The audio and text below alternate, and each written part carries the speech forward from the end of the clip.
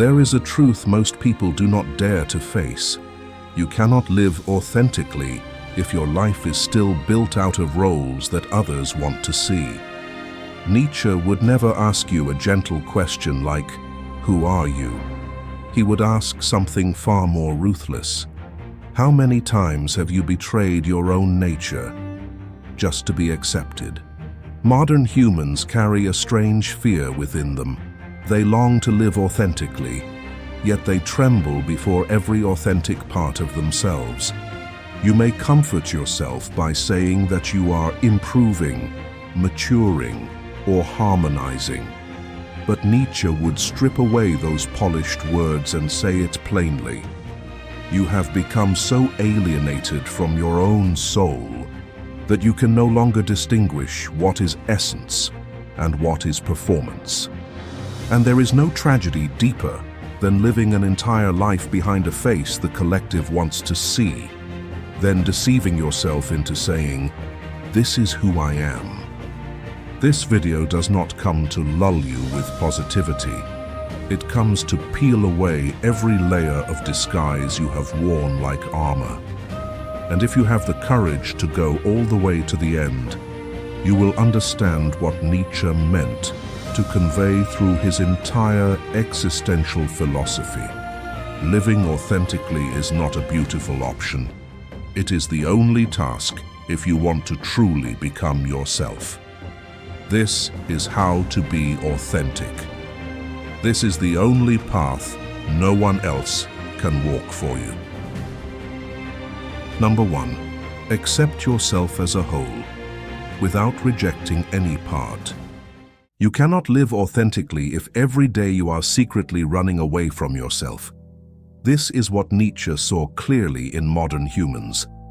Everyone tries to appear better, stronger, more composed, while quietly locking away their weakness, irritation, darkness, the parts they treat as flaws to be hidden in order not to be seen. And then they grow confused by the feeling of becoming more artificial, more exhausted, more fractured inside. Nietzsche would say bluntly, "This artificiality does not come from living wrongly, but from trying to cut yourself into harmless fragments just to be accepted." One of the most dangerous illusions that causes people to lose their essence is the belief that, to be better, I must eliminate my weaknesses. Nietzsche would shatter that illusion immediately. Weakness cannot be eliminated, it can only be pushed into the shadows. And everything pushed into the shadows returns to manipulate you from behind. The more you try to bury your shyness, the more you tremble when you need to speak the truth. The more you suppress your anger, the more it explodes in trivial situations. The more you bury your selfishness, the more easily others exploit you to maintain the mask of kindness. In Nietzsche's eyes, a human being is like a raw block of stone handed to themselves by life. That block does not only have smooth surfaces you enjoy touching, but also cracks, roughness, darkness, dust, jagged lines full of resistance. And if you keep only the beautiful parts and discard the ugly, no work of art will ever be born. A sculptor does not choose pristine material, he uses the entire block. In the same way, Nietzsche believed that to become authentic, you must dare to use all of yourself, strength and weakness, beauty and ugliness, without denial, without hiding any part of your being. As Nietzsche wrote in Thus Spoke Zarathustra, one must have chaos in oneself to give birth to a dancing star. Only when you dare to keep that chaos can the work called your true self come into existence. I once knew a man named Simpson, so gentle that even in the smallest matters he could not say no. He blamed himself for being too timid, not strong enough, not decisive. He thought this weakness had to be eliminated, so he forced himself to become strong. Learning debate, practicing an aggressive tone, watching videos about direct confrontation. But the more he forced himself, the more he felt he was acting even in front of himself. One day, while reading Nietzsche, he stopped and asked, "If my nature is not meant for direct confrontation, can I use this softness in another way?" And he tried. Instead of speaking directly, he wrote clear and polite emails. Instead of verbal sparring, he chose text messages to express himself more precisely.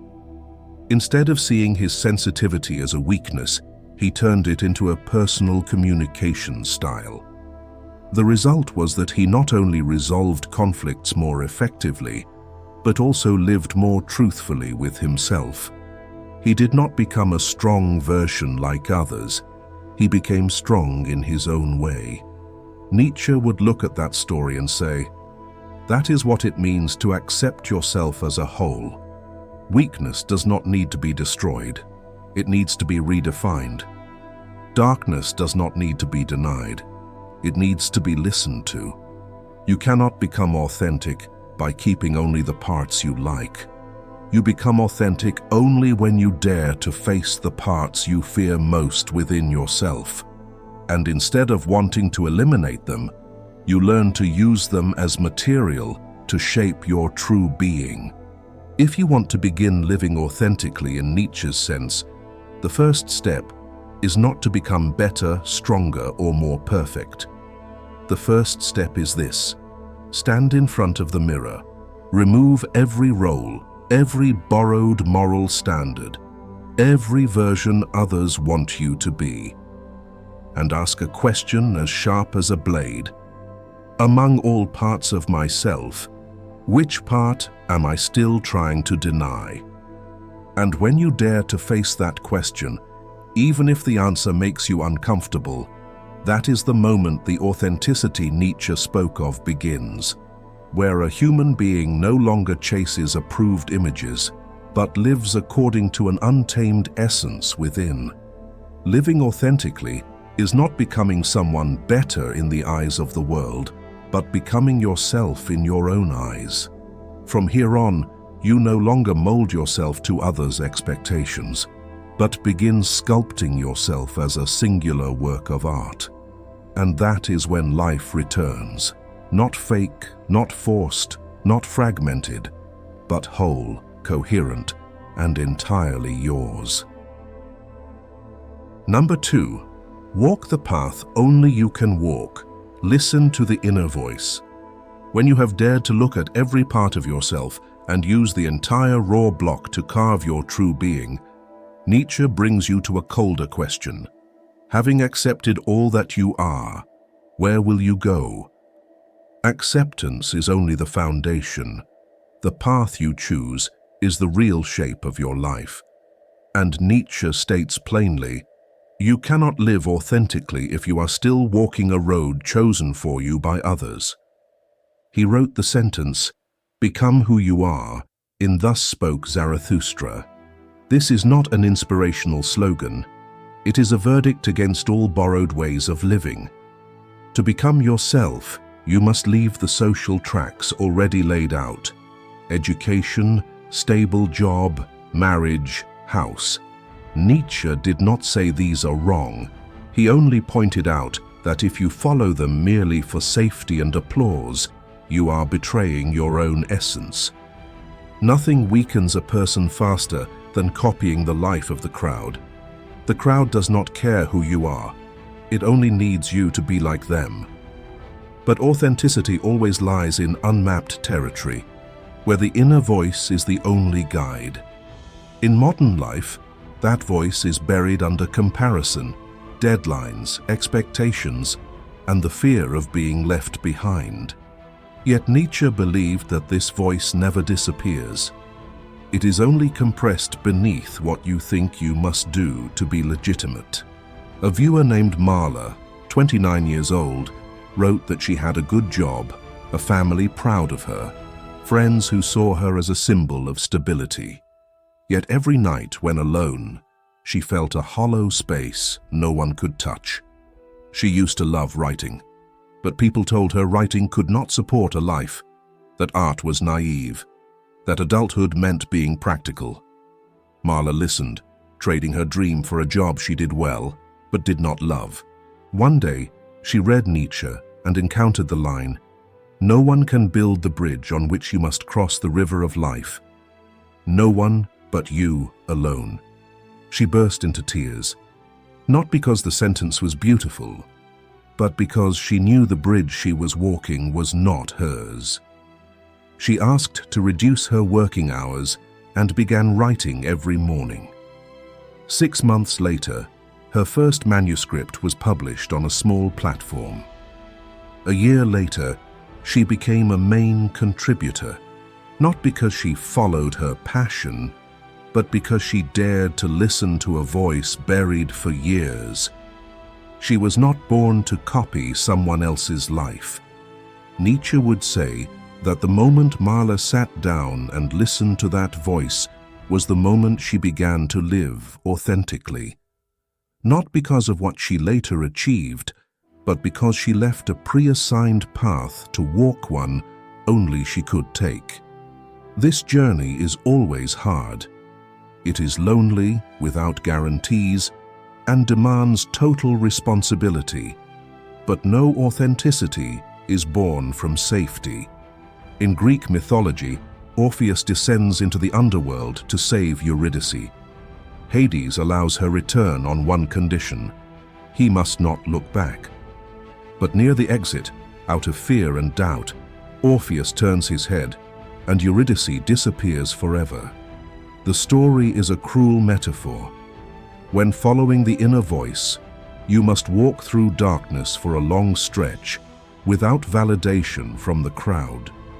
Every time you look back for reassurance, you lose what you are trying to save, your true self. Nietzsche did not glorify recklessness. He simply said, authenticity is not found at the end of predictable roads, but in the moment you step into a direction no one assigned to you. How do you know whether you are walking someone else's path or your own? Nietzsche would answer, look at your fear. The true path always makes you uneasy because it forces you to redefine yourself. But it is also the only path that makes you feel alive. If you sit still and ask, if no one were watching or judging, how would I choose to live? You will hear a small but unmistakable whisper. That is the voice Nietzsche wants you to return to. Not from the crowd, borrowed morals, or the fear of exclusion, but from the deepest part of you, the place that knows who you are and where you must go. And when you dare to take the first step toward it, you will understand what Nietzsche always believed. The authentic path is never easy, but it is the only path that frees you from living as a draft of someone else and allows you to become the author of your own life. If you have ever heard a small inner voice calling you to turn in a direction no one understood, share that moment in the comments. Perhaps your story will reach someone else standing on the edge between fear and courage, helping them realize they are not alone in choosing a path only they can walk. Number 3, accept your own difference. Do not live to be understood. When you have stepped onto a path only you can walk, Nietzsche asks an even sharper question. Do you have the courage to keep walking even when no one understands you? For authenticity is not only listening to the inner voice, but accepting that most people will never understand your path. Modern humans fear being different, fear falling outside the circle of normal, fear the gaze of the majority. But Nietzsche saw the cold truth. No one can live authentically if their life still depends on the approval of the crowd. He wrote, "And those who were seen dancing were thought to be insane by those who could not hear the music." This is not consolation. It is diagnosis. If the world cannot hear your music, it does not mean you are out of rhythm. it means you are living on a frequency most people are too shallow to reach. And to remain loyal to your true self, you must become familiar with this solitude. In modern life, the fear of not being understood is one of the fastest ways people lose authenticity. They adjust their tone to please, their behavior to fit, their dreams to be realistic, just to feel they belong. But Nietzsche saw the cost clearly. Every time you make yourself easier to accept, you cut away a piece of your essence. He did not ask you to be eccentric. He asked you to stop living as if you were born to be approved. Difference does not need explanation or applause. It only needs to be lived. I once knew a friend named Claire, a creative professional at a large advertising firm. Claire always thought differently, felt differently, created differently. But every time the meeting room fell silent at her ideas, she withdrew, edited herself to fit company culture, to seem less strange. She said, "I just want them to understand me." Then she realized, every attempt to be understood was an erosion of her sharpness. One day, after losing a project because her idea had been diluted until nothing of her remained, Claire decided to try once, to do exactly what her heart wanted, whether anyone understood or not. The result? Not only success, but an opportunity to move to a larger creative studio. Not because it was on trend, but because it carried what she had denied, unapologetic originality. A clear example of this lies in the relationship between Nietzsche and Wagner. The two were once close. Wagner, a musical genius, was like a spiritual brother to Nietzsche.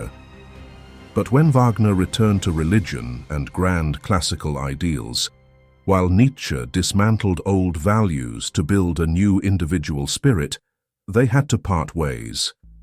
Nietzsche did not reject Wagner out of hostility to art, but because he refused to live by ideals no longer aligned with his nature. And he accepted the cost: solitude. In that solitude, Nietzsche wrote his most powerful works. This was not a tragedy of friendship, but a reminder. To live in alignment with your being, sometimes you must leave behind those who once mattered most. Nietzsche did not teach you to oppose others.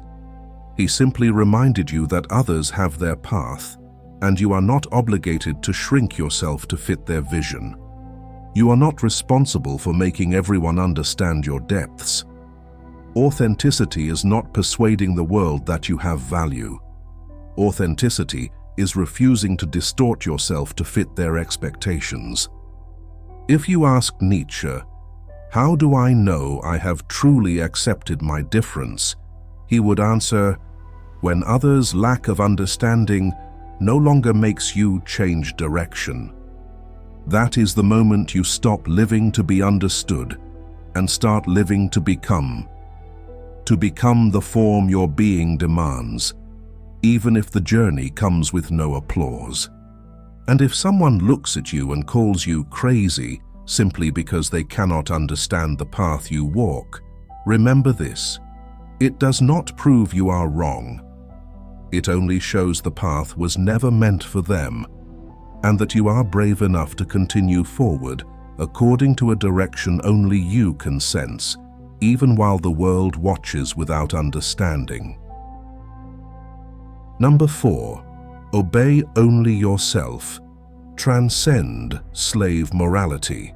The moment you have the courage to face your entire being and step onto a path only you can walk, every choice you make ceases to be an unconscious reaction and becomes a will-shaping destiny. And Nietzsche asks, now whom do you obey, yourself or any voice loud enough? This is the most ruthless test of authenticity, spiritual self-mastery. Nietzsche wrote in Thus Spoke Zarathustra, "He who obeys does not listen to himself." Behind this line lies a diagnosis cold as steel. One who cannot hear themselves will live a life of imitation, forever distant from their true being. Nietzsche looked at modern humans and saw a bitter truth. Most do not truly live. They merely obey. They obey habit, opinion, expectations, and norms they have never examined. This moral system of obedience, what Nietzsche called slave morality, turns kindness into chains, gentleness into obligation, and sacrifice into virtue, until people forget a simple truth. A life without self-determination is not living, but mere existence. Opposed to this is master morality, a life rooted in self-respect, self-command, and kindness, anchored by clear boundaries rather than fear. Such people are not cruel, but lucid, not selfish, but ordered within, knowing what belongs to them and what does not. For Nietzsche, a human truly appears only when they live by their own will, not by others' opinions, social expectations, or borrowed morality. Kindness is not throwing the door open for everyone. Kindness is knowing when to open, when to close, and when to lock it. Kindness without boundaries is obedience in disguise. To see the difference between slave morality and master morality, imagine a bow, a slack string that is slave morality, easily bent, pulled by others, shaped into forms not your own. A string pulled taut, that is master morality, force, direction, aim. A loose bow cannot shoot. A person without boundaries cannot live authentically.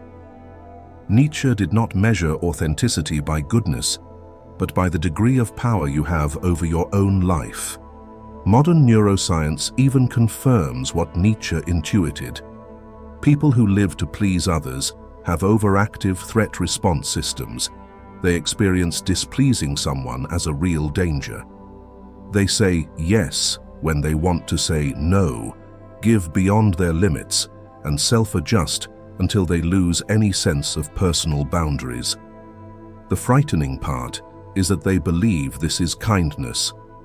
From Nietzsche's view, it is simply obedience adorned with morality. If you ask Nietzsche, "How do I know whether I am living by my own will or merely obeying?" he would answer, "Listen to the moment after each decision." If you feel relief merely because no one was upset, that is obedience. If you feel yourself standing a little taller, breathe in a little deeper, sensing your being expand, that is self-mastery. Authenticity is not measured by goodwill, but by the power you hold over your own being. And finally, Nietzsche leaves a cold declaration for anyone who wants to live authentically. One who cannot hear themselves will inevitably hear everyone else. And when you belong to everyone, you no longer belong to yourself. Only when you dare to say no to what diminishes you, do you create enough space to become the form your being demands, a creature of will, direction, and the right to decide how it exists in the world. If what you just heard made you uncomfortable rather than comforted, take it not as a sign of error, but as a sign you have touched a belief that has controlled you for too long. Nietzsche always believed that only thoughts strong enough to shake the inner world can free humans from unconscious obedience. And if this part moved you, like the video, as a quiet acknowledgement that you have begun to hear your own voice. Number 5. Eliminate shame, the first sign of liberation. When you begin to see the invisible reflexes that have been silently governing your behavior, Nietzsche will not allow you to remain in a state of mere observation. He will push you further toward a direct confrontation with one of the most powerful psychological forces ever created to domesticate human beings: shame. Nietzsche understood clearly that no one can live authentically as long as they continue to bow their head before this invisible whip. For shame is not a natural emotion. It is a control mechanism forged by society, religion, and the collective over centuries to keep you within bounds. In Beyond Good and Evil, Nietzsche wrote, "That which is done out of love is always beyond good and evil." But love here is not the sweet sentiment of literature. It is the act of living in alignment with one's essence, beyond the frameworks that taught you to feel ashamed of the very parts that make you unique. And when you allow shame to govern your life, you erect a mental fence that prevents you from stepping into the place where the real vitality of life begins. Shame in modern life takes countless forms. Shame over failure, over sensitivity, over being different, over not being as talented as others, over not keeping pace with society, over not meeting family expectations, over one's body, over dreams that resemble no one else's. But Nietzsche would ask, does that shame truly come from you, or was it installed within you? Human beings are not born believing they are wrong. They are taught that they are wrong. And from the moment you swallow that lesson whole, you begin to live the life of a domesticated being. A vivid demonstration of the power of transcending shame can be seen in the story of Lady Gaga.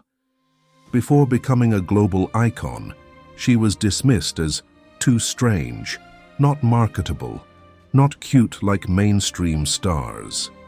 But what hurt her most was not the criticism itself, but the shame she felt toward the very parts that made her unique. When Gaga stopped trying to make herself less strange to please the crowd, she transformed everything that once made her ashamed into the core of her artistic identity.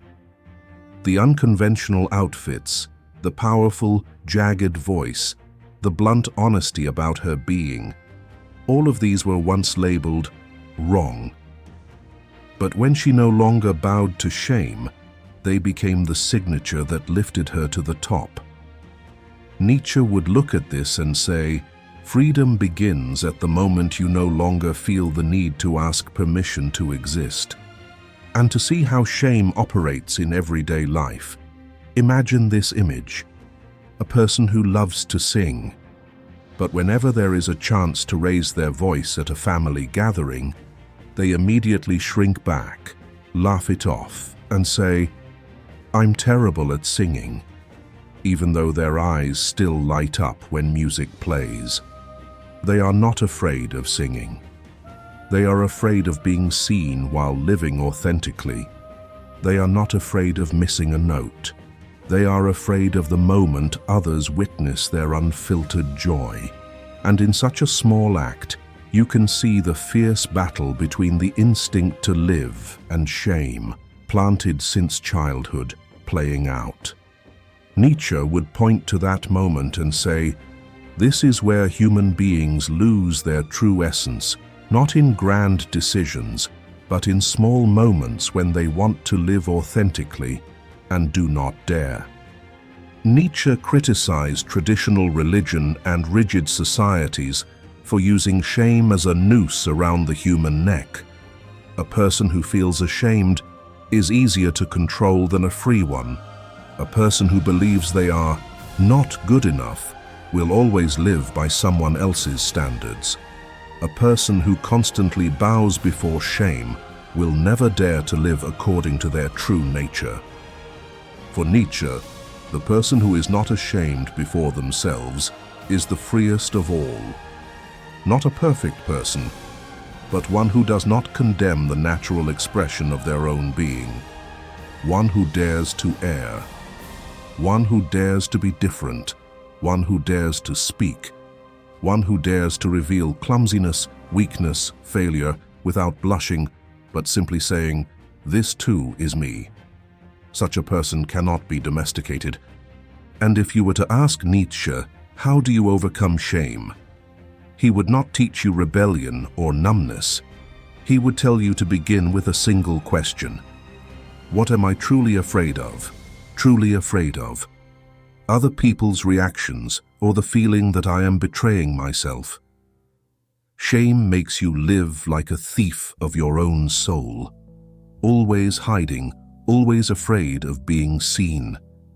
But when you dare to stand in the light without bowing your head, you step into the territory of authenticity, where you no longer exist as someone else's shadow, but as someone present in their own life.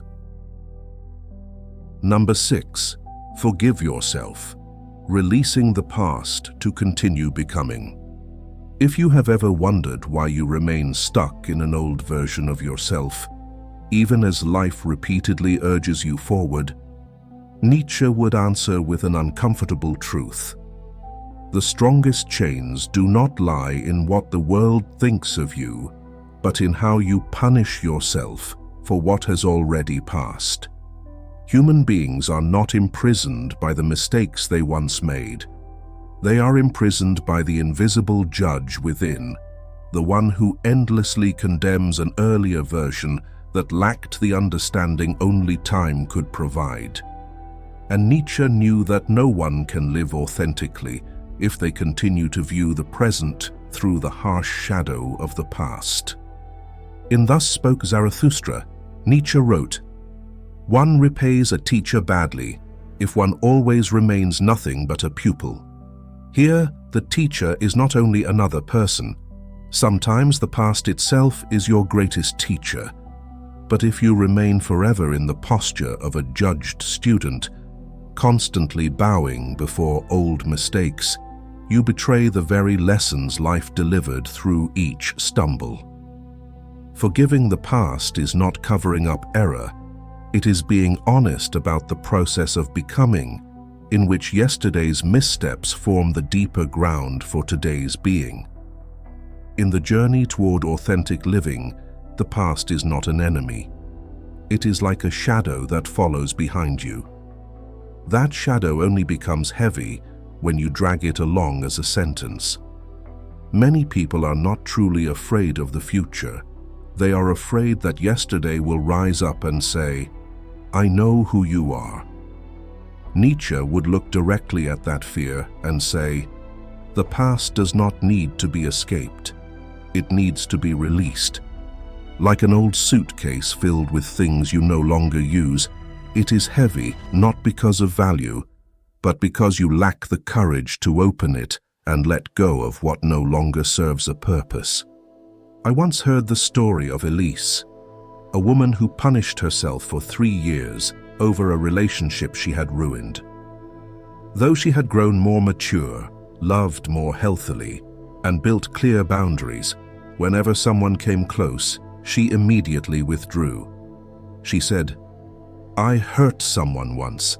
I don't deserve to start again." Elise was not trapped in the old relationship. She was trapped in an old version of herself. Then one day, while reading Nietzsche, she stopped at the line, "Become who you are." For the first time, she understood that to become who she is today, she had to forgive who she was yesterday, someone who acted with all the limited understanding available to her at that time. In that moment, she no longer lived as a sinner of the past, but as a being still evolving. Nietzsche would say this is a rare form of honesty.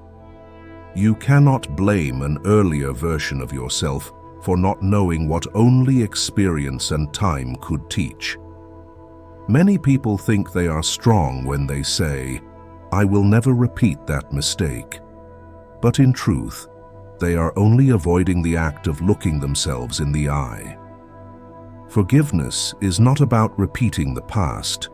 It is about stopping life under its shadow. The past is a teacher, but humans often turn it into a prison guard. Nietzsche did not romanticize atonement.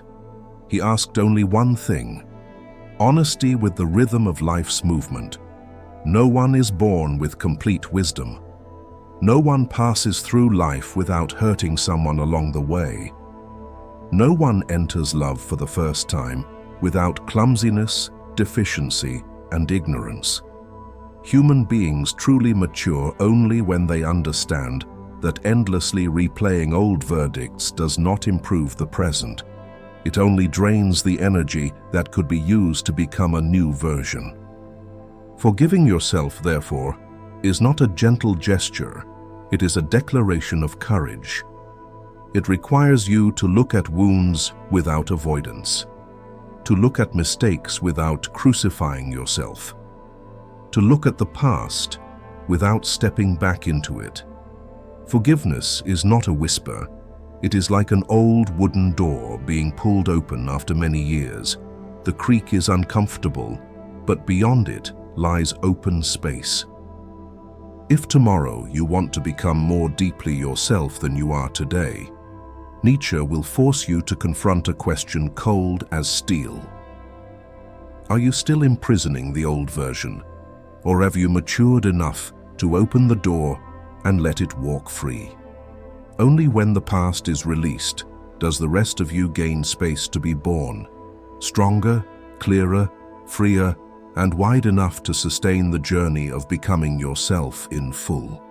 And if this part touched a memory that once weighed heavily on you, leave a single word in the comments, one word only, as a sign that you are ready to move forward. Release, free, rise, forward, unchain, or let your intuition speak the word that most needs to be let go. Number 7. Live dangerously. Dare to pay the price to remain faithful to your nature. And now, when you have risen from an old version, left behind an assigned path, lived without needing to be understood, heard the inner voice, and shattered the invisible whips of shame, the final question appears like a clean cut through your being. Do you have the courage to live according to your true nature, even when that demands a real price? Nietzsche would consider this the final test of authenticity. For everything you have traversed so far has still taken place inwardly. The next step, living dangerously, is where inner truth must become action. He wrote in The Gay Science, "Build your cities on the slopes of Vesuvius." Not to encourage recklessness, but to remind us that no authenticity is born in the safe zone. The true essence within you will never rise if you keep protecting a life so flat and predictable that it causes you to wither. Nietzsche proved this through his own life. He abandoned a prestigious professorship at the age of 34, a position coveted across Europe, calling it a garment too tight for my soul. He separated from Wagner, teacher, spiritual brother, artistic confidant, because he understood that Wagner's path was no longer his own. He opposed Christianity and traditional morality, fully aware that this would make him an outcast of his era. The common denominator of all these choices was one thing: he accepted danger in order to remain faithful to himself. And in modern life, this lesson remains intact. I once knew a man named Raphael, 43 years old, living in a stable marriage, a stable job, a stable social circle, everything around him perfectly aligned with what others use to measure a good life. Yet with each passing day, Raphael felt something inside him slowly dying. He wanted to paint. He had once been an artist, but for the sake of family, reputation, and especially the fear of being seen as impractical or useless, he folded that entire world away and locked it inside himself, as if it were a dream no longer permitted to be touched. One evening, hearing the lyric, "But I still haven't found what I'm looking for," he broke down in tears. Not because the song was sad, but because for the first time he admitted the truth. He had lived like a perfectly ironed shirt that was never worn properly. A week later, Raphael did not quit his job, leave his family, or abandon his city. He simply began living dangerously in his own way, dedicating 45 minutes each evening to painting again. A month later, he posted a painting under a pseudonym. 6 months later, he sold his first piece. A year later, he held a small exhibition. Not because he chased passion, but because he accepted the smallest risk required to remain faithful to his nature. Nietzsche did not ask you to destroy your life. He asked you to stop destroying your soul. Remember the image of a boat anchored in a bay. The bay is safe, with gentle waves and light wind. But a boat is not born to remain in the bay. It is born for the open sea. And what destroys it is not the storm, but staying too long in calm waters until the hull rots from within. Human beings are the same. You are not destroyed by danger. You are destroyed by prolonged safety that contradicts your living nature. In your life, the safe bay may be a relationship that has completed its task, but that you still cling to. An environment that shrinks you, but that you remain in. A role assigned by others that you do not dare to leave. A dream you know is yours, but are afraid to touch. Living dangerously does not mean destruction. It means acknowledging the truth that you do not belong in places that slowly kill you. Nietzsche would remind you that authenticity is not about living beautifully in the eyes of the world. Authenticity is about living faithfully to the natural life placed within you, even when that costs you what others call security. He did not ask you to become a hero. He simply did not want you to become a ghost in your own life. And if you need one final reminder from Nietzsche, it is this: authenticity is never the safe path, but it is always the right one. When you dare to live as yourself, without compromise, without shrinking, you will understand what this entire journey has been pointing toward. You were not born to be approved. You were born to become. If you have reached the end of this journey, you will see what Nietzsche always wanted humans to face. Authenticity is not a beautiful trait to display, but an inner discipline that forces you to stand upright before your own soul. The world does not bow to those who try to appear good, correct, or likable. It bows only to those who possess the courage not to betray their own nature, even when that leads them into solitude, misunderstanding, or real costs. Those who live by roles are safe, but hollow. Those who live for approval are fragile, because they hand the key to their identity to any hand willing to take it. Only those who dare to build the bridge Nietzsche spoke of, the bridge no one else can build for them, can cross to the other shore of life with an inner axis that nothing can break. If this video touched you, share it with those who are losing their essence beneath invisible roles. And if you wish to continue the journey of becoming yourself in Nietzsche's spirit, courageous, sharp, absolutely honest, subscribe to the channel to continue walking with us. For no one can live your life for you. No one can build the bridge you must cross. And no one but you can decide to become yourself.